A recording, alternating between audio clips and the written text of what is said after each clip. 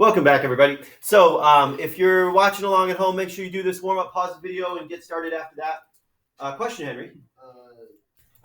You didn't mark down Hayden for being absent. Oh my gosh, Hayden. How did I miss Hayden? Hayden Caglin. Hayden Caglin. Thank you. Henry, always got my back. Again, like I was saying, before I got started here, before this video, Chapter 8 is really all about graphing quadratics. We will do a lot of graphing in Chapter 8. So if you have graph paper, it would be a good idea. I'm going to try to do as many worksheets as I can. Like tonight's homework is a worksheet that has pre-printed graphs for you. But there are just going to be some times where I need to pull problems from the book. So you're going to have to use your own graph paper. I'm going to try as much as I can to use worksheets, but obviously that's not going to happen every time. So Chapter 8 is all about graphing. Chapter 9 will, like I said before, Chapter 9 will connect everything that we learned in Chapter 8, everything that we learned in Chapter 7 together. Okay? All right. Let's take a look at this question here. What do I do with -2? Nathan? You just square it to make a -4? Be careful. Use parentheses. It should look like this when you plug it in your calculator. So what's that going to end up being? It's not -4. Oh, it's positive. It's +4. Oh, my bad. -2 squared is +4. Remember, whenever you plug in a negative, and that's especially important with these, with this whole chapter here, whenever you plug in a negative and it's squared, it's going to turn out positive. So what is -1 squared in that case? Positive 1. 0 is just 0. 0 squared is 0. 1 squared is 1. 2 squared is 4. You notice how it kind of wraps back around again? It's got that symmetry to it. You're going to see that come up again. All right, -2, 4. Let's plot these points. -2, 4. -1, 1. 0, 0. 1, 1. 2, 4.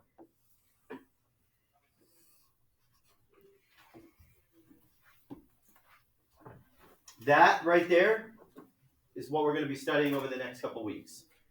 That shape right there. It's called a quadratic. It's a quadratic function. It's called a parabola, which is what we'll study in a second. Okay. All right. Questions about that? I see some weird looks. You got any questions? A lot of furrowed brows. When you do this, it's called furrow in the brow. Yeah, that's what I'm asking for questions. Yeah. All right. I can go over any questions on the homework if you'd like to. I can go over 1 or 2 of them, but I don't want to spend too long on it. Brianna? Number 15? Yeah. Okay, let me write the original problem up here. We've got 3r to the 5th, plus 3r to the 4th minus 90r to the 3rd. Okay, so remember, first thing I got to do is check my GCF. GCF in this case is a 3. They all have an r in common, and the smallest power is r to the 3rd. So that's what comes out. And then I say, okay, 3's cancel. This turns into r squared. This turns into r. And this is a minus 30.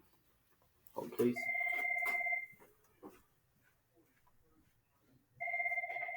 Hi, Mr. Castanage. Not yet. Don't send it to me. You cheated in 4. Let's see. I'll just see. All right. Yes. How do you know who it is when you pick up the phone immediately? It's caller ID on it. Oh. It says what number it's calling from. Yeah, I thought you were just. I just know. Instantly know. Yeah. Don't worry about it. Don't worry about how I know. Just know that I know. This is connection. That's right. All right. 3r to the 3rd. Okay. Follow the flow chart. This has got 3 terms. Easy type or hard type? Easy. Factors of -30 that add to get to +1. Noah? -6 times -5. Good. Done. Good. All right, let's get to our guided notes for today, shall we? Now, the printers went all haywire this morning. I was going to change these guided notes and then reprint them, but that did not happen. So there are going to be some things where you need to write in, but it's not going to be much. I wanted to just tweak them a little bit and reprint them, yet that didn't happen.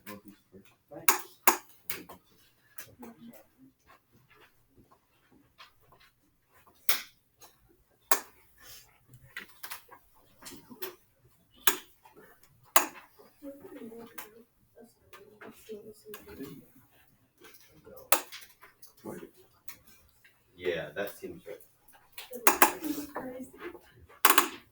Yeah, you submitted under 5.7. Yeah.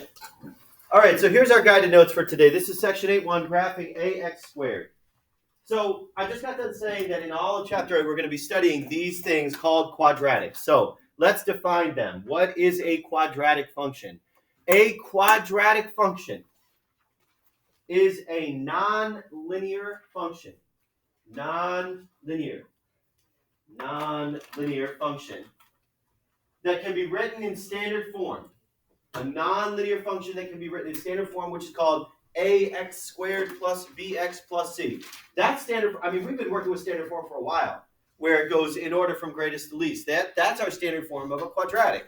Ax squared plus bx plus c. Notice that I make note of it saying it's not linear. This is not a straight line. This is a curve, right? This is a curve. A rounded out shape on the bottom. Ax squared plus bx plus c. That U-shaped graph of a quadratic function is called a parabola. It's called a parabola.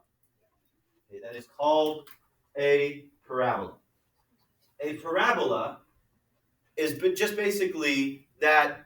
Now, it could be upright. It could be shifted. It could be reflected downward. It could be moved all around the graph. It could be wide. It could be narrow. Whatever. But it's still called a parabola. In this lesson, we will graph quadratic functions where b and c equals 0. Notice that, look at standard form and then look at what we're doing today. What we're doing today is just ax squared. There's no bx, there's no c. So just ax squared. Now, Monday we're going to add in a c. We're going to say ax squared plus c and talk about the implications of the graph on adding that c value. Tuesday and Wednesday of next week, we're going to add in the bx and talk about the implications of adding in that bx into that equation and what happens to the graph. But today, we're going to start small. We're going to build up to that point. We're going to start small and just say just ax squared. What does the graph look like when it's a number times x squared? And we're talking about the difference between that function and just x squared. Now, there are some key characteristics that I'm going to need you to identify. We're going to spend today identifying them from the graph, and then tomorrow, or Monday and Tuesday and Wednesday of next week, identifying them from the equation, okay? Today we're going to look at them from the graph, and then the rest of the chapter, look at them a little bit more algebraically. Now, we're going to call f of x is equal to x squared, what you graphed on your warm-up today, we're going to call that what's called the parent function, which basically means that every other quadratic can be constructed from that parent function, from that x squared function. Okay? Everything else, every other parabola, every other quadratic is a transformation of that parent quadratic function, just x squared. Now, the first key piece here is called the vertex of a parabola.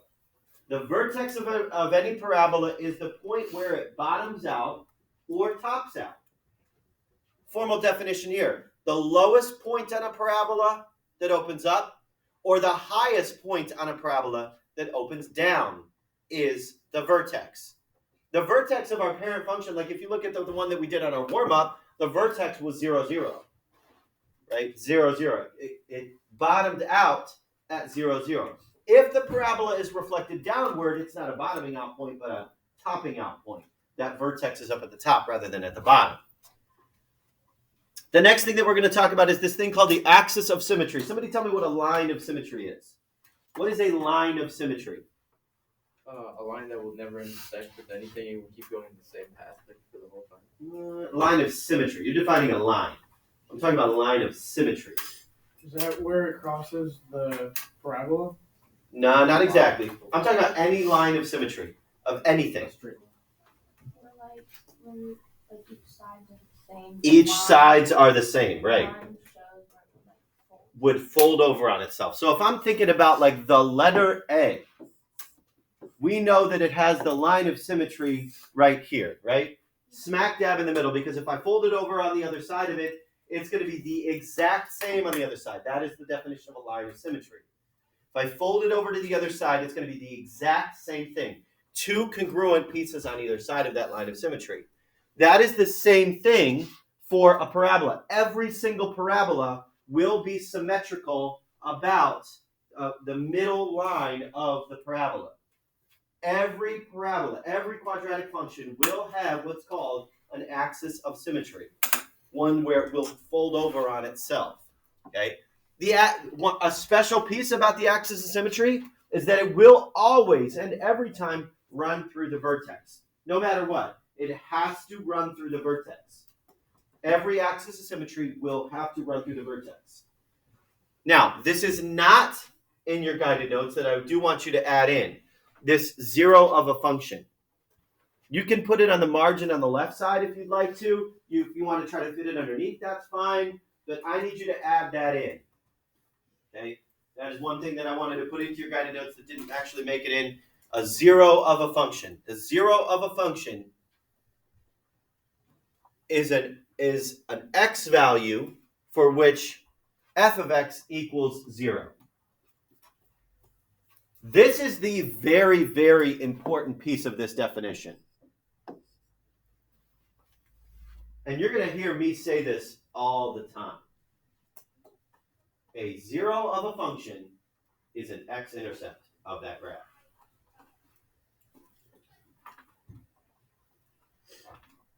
A zero of a function is an x-intercept of the graph.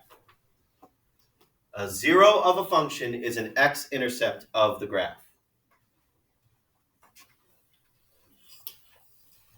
Okay. A zero of a function is the x-intercept of the graph.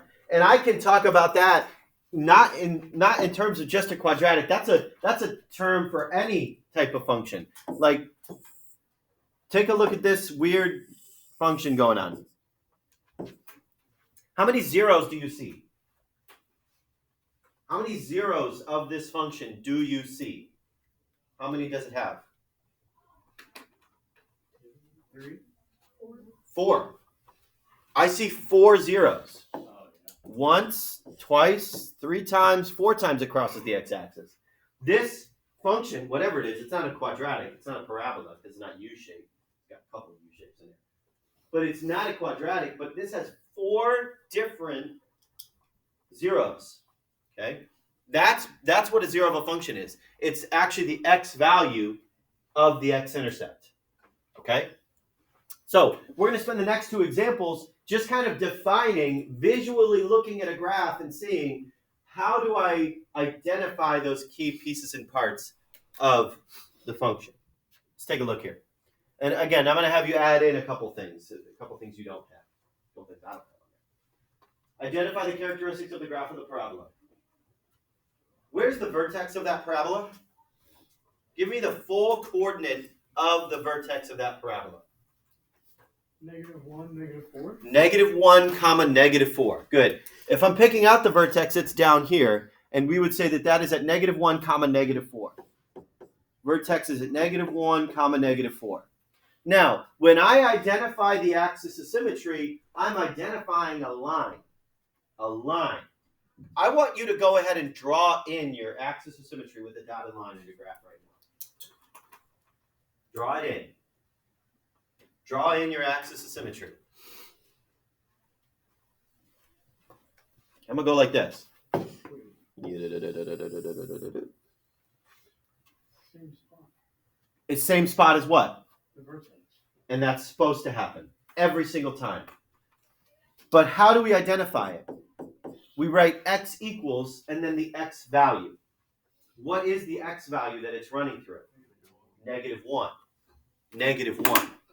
I will tell you right now, these values should always be the same. If they're not, you did something wrong. The x value of the vertex is the value of the axis of symmetry.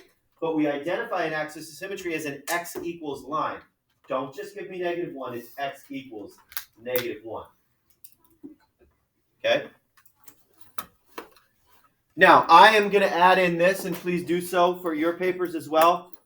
I'm not just going to talk about the domain, but I'm also going to add in the range here. So go ahead and add that in right under domain. I'll ask you to do that on your homework tonight as well. All right, so the domain. Now think about this. Is domain x values or y values? X values. Does it matter what I plug in for x? Or think about it this way. Is it going to keep going forever left and right? Yeah. I mean, it's going to creep slowly. Those arms are going to just keep growing vertically more than they grow horizontally. But I could plug in -1,000 into this and I'd get out a number. I could plug in a +1,000 and get out a number. It's always going to give me a number. So the domain is all real numbers. I'm going to put that in blue. All real numbers. If you want to write it out, all real numbers, or write the all real number symbol, that's fine as well. Now, the range is not all real numbers. We've done problems like this before. What is the range? What is the range? Jim? It would be -4. Above or below -4?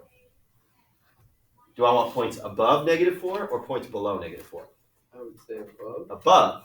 How do we write that? We write that as y is greater than or equal to -4. Good, yeah. That's the thinking I want. Okay? You want to look at where is the lowest point of this graph. And he said, well, it looks like the smallest y value I have is -4. And it's above. Okay. It looks like the smallest point that I have is -4, and everything is above. Okay, what would have happened if I flipped that downward? Right. Rise less than or equal to. So if you've got a parabola that opens downward, then you would just say the range would be y is less than or equal to that value. Okay, where's the y-intercept? Somebody pick out the y-intercept for me. Where's the y-intercept? -3. I'm going to say 0, -3. Let's pick out our x-intercepts. Yeah, I said that plural. Let's pick out our x-intercepts. Where are they? Nathan? -3, 0, and 1, 0. -3, 0, and 1, 0. Yeah, the x-intercepts are here and here. Now, the x-intercepts are the zeros. The zeros are the x-intercept. I want you to think of those things as synonyms, okay? Those things are synonymous with each other. They mean the same thing. When I say zeros, understand that I mean the exact same thing as x-intercepts. Those two things are referring to the exact same location. They're just represented in a different way. So notice that you don't have zeros on your paper either, right? No. So go ahead and add that in. Zeros here. So the zeros are -3. Oh, I don't know why this is red. -3. And then also +1. You could write them as x equals, but you don't even need to. I just need the numerical values of the zeros. Where is it crossing the x-axis? -3, +1. That should be the exact same things as your x-intercepts every single time. So we don't have to write them as points? Right, because you're writing them as points when you identify what the x-intercepts are. You don't need to write them as points because the zeros of the function are just those x values that make that equal to 0. Oh, okay. I understand. So the domain's always going to be all real numbers? Yeah. Yeah, that's a good point to bring up. The domain. Are we ever going to have a quadratic that's going to stop on the left and right sides? No. No, we will never have that. So you can kind of just make that stamp. As soon as you see domain, all real numbers, every single time. So it was like flipped like left, right, with that. Oh, that's something different. Yeah, that's called a hyperbola rather than a parabola. You study that in Algebra 2. Does that make sense? Yeah. Yeah. All right. I would like you to do all of those things again for this second problem, and I want to give you guys a head start. I would like you to add in range and zeros again, just like we did. I would like you to add in range and zeros.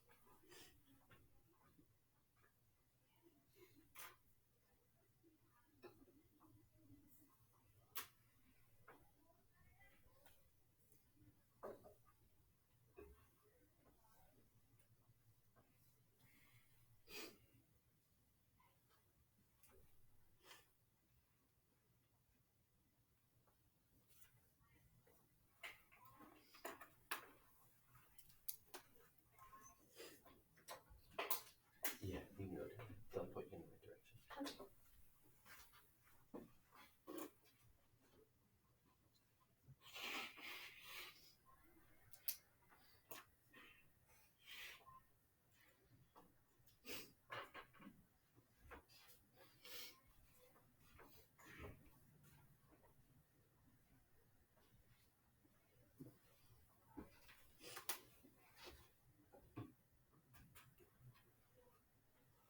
Okay, let's take a look at these.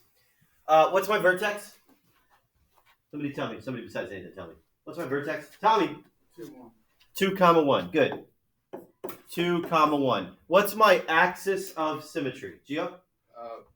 2. X equals 2. Go ahead and add that in. If you did not put the x equals, add that in. That's one of those things I'm going to be really picky about. I will need you to write x equals because, again, it's identifying a line. What about my domain? Easiest question of the day. What's my domain? All real numbers. Good. It's always going to be all real numbers. Let's talk about my range. What's my range? Tommy? Y is greater than or equal to 2. Equal to what? 2. 1. 1. Pick the y value of the vertex out. The x value of the vertex is the axis of symmetry. The y value of the vertex is the range. What's my y-intercept? Nick? 0, 5. Good. Okay, what are my x-intercepts? Nathan? None. None. Good. None, which means my zeros are none as well. Yeah. Can we put the circle with the dash? Yeah, that's fine too. Yeah. And so basically later on, throughout the rest of this chapter, we're going to not only find these things algebraically, but also find these things graphically, like we did here. Pick them out on the graph, but also later on, just take the equation and come up with all this stuff. Rose? How do you get the zeros then? The zeros are always the x values of the x-intercepts. So like here, that's why the zeros here were -3, +1. They're just those values without the coordinate form. That make sense? All right, so let's graph a little bit. Oh, sorry, flip that over onto the back. Let's talk about my a value. All right. So what does that a value do? What does that a value actually do? If I make that a 2x squared, how does that compare to just an x squared? If I make that a 0.5x squared, how does that compare to an x squared? If I made that a -3x squared, how does that compare to an x squared? That's what we're looking at here. So when a is between 0 and 1, this is my first bullet point. When a is between 0 and 1, meaning a decimal, so like 0.5x squared or 0.75x squared. When a is between 0 and 1, If you've got a decimal in there, it's called a vertical shrink of the graph. Okay? So we're going to make note, and you can add this in here. Smaller a means it's going to be a wider graph. A wider graph. They call it a vertical shrink. I'm just going to say that the graph gets wider. Those arms of the parabola get wider and wider the smaller you make that a value. Okay? You make it a 0.75, it got wider. You make it a 0.5, it got even wider. You make it a 0.1, you make it even wider. You make it a 0.01, you make it even wider. Okay? You make that number bigger, like a 3x squared or a 5x squared or a 7x squared or a 10x squared. You keep making that number bigger, and that parabola keeps getting more narrow.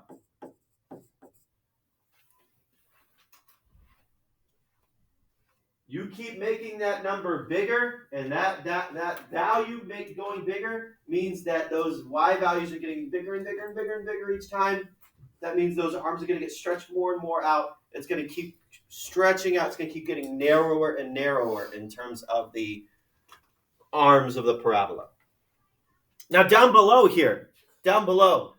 when a is negative, that just means it has been flipped. If you want to make note of that, you can do so. If a is negative,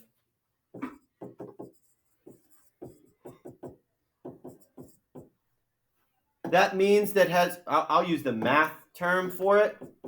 It has been reflected. That means it opens downward and not upward. Okay? It has been reflected over the x-axis. It opens downward, not upward. That means it's got a topping out point rather than a bottoming out point. Okay, let's graph a little bit, shall we? We've got 2 problems to graph. Less than 10 minutes to do it. We got this. Graph the function, compare it to x squared. Okay, when we don't know what to pick, we pick -2, -1, 0, 1, 2. And I will tell you this, the graph that I give you on tonight's homework sheet, I give you non-labeled graphs, so you can make the scale whatever you want. You want to go by 2s, you go by 2s. You want to go by 1s, you leave it the same. You want to go by 5s, go by 5s. I don't care. Same with the x-axis or the y-axis. You can change around the graph to make it look however you want to look. Okay, so let's plug this in. We've got 2 times -2 squared. What do I get when I take 2 times -2 squared? Somebody tell me. What is 2 times -2 squared? 8. 8. -2 squared is 4. 2 times that is 8. Well, then do 2 times 2 first. Oh, no. Order of operations. Please excuse my dear Aunt Sally. Right? E comes before M. So that would be 8. If I plug in -1, that's like saying 2 times -1 squared. -1 squared is 1 times 2 is 2. If I plug in 0, I get 0. If I plug in 1, that's going to be the same as -1, isn't it? 1 squared is 1 times 2 is 2. 2 squared is 4 times 2 is 8.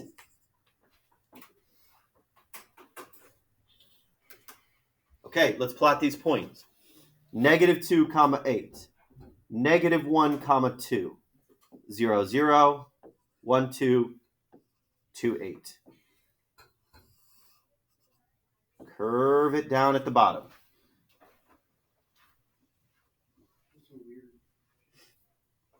Parabola.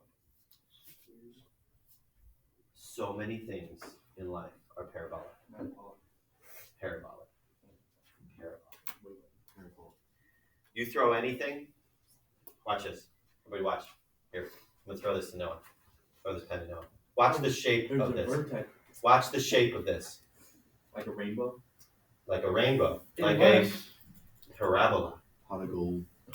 unless you throw fast enough where it doesn't do that. Still parabolic, even in the most minute. You know what that means? That means the a value is getting smaller and smaller and smaller, that it looks flat enough that your eyes see it as a straight line. But it's still parabolic because gravity is constantly pulling down on it.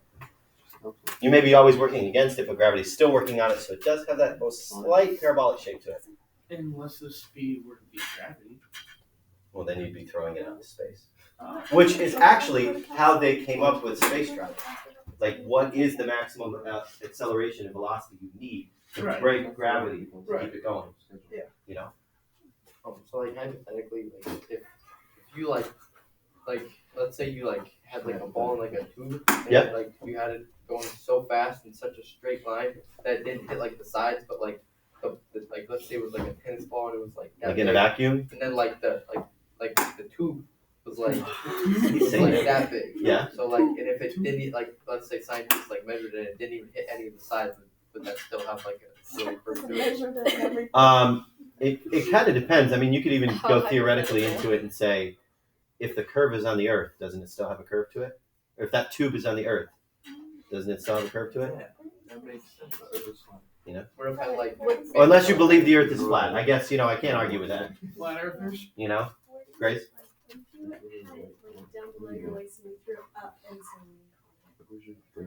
It's gravity's still acting on it. So if you traced it even past the point of contact, that it would still be parabolic in nature. Yep. Satellite dishes, parabolic, just three-dimensional parabolic. Yeah. Thank you. Actually, funny enough, some record too. Urinals, men, urinals are parabolic in shape. Oh yeah, they are. Oh yeah. Parabolic in shape. They curve it. Like if you look at it, if you look at the cross section of a urinal, it's actually parabolic. Oh, like when you're at like the bottom part of it, like All points, and it'll curve upward to it as well. You want to know why? Because any liquid that would go into there, a parabolic in shape, if you put anything in there, it will redirect toward the center and not back out again. That's why like satellites, any direction you go in, it's gonna funnel back in toward it. It's like a mirror. Like it's So like it'll always, like a, yeah. it's almost like that. So That's why. I mean, that's reducing splashing. See, even bathrooms have math to it. All right, now, comparatively. Wow, man, now we only have 3 minutes. Comparatively, between the graph of x squared and 2x squared. Hold on. The graph of x squared and 2x squared. Wider, narrower. What do we want to say? Narrower. Because it's bigger than 1, we could call this narrower. You don't even have to know that. Right, but you got to graph it too. Just based on this, guys, look up here real quick. If I'm just looking at this, how do we compare it against x squared? Wider, narrower, what? Wider. Reflected? It's reflected and Narrow. oh, I'm sorry. Reflected and wider. Yeah. Wider because it's a 1/3. Reflected because it's a negative. That's it. No. I guess I didn't need to go with the euro. Toilet bowl will do that too. Like a calamari? That's the one that. Oh. Wild water. Calamari's so fun. Toilet bowl.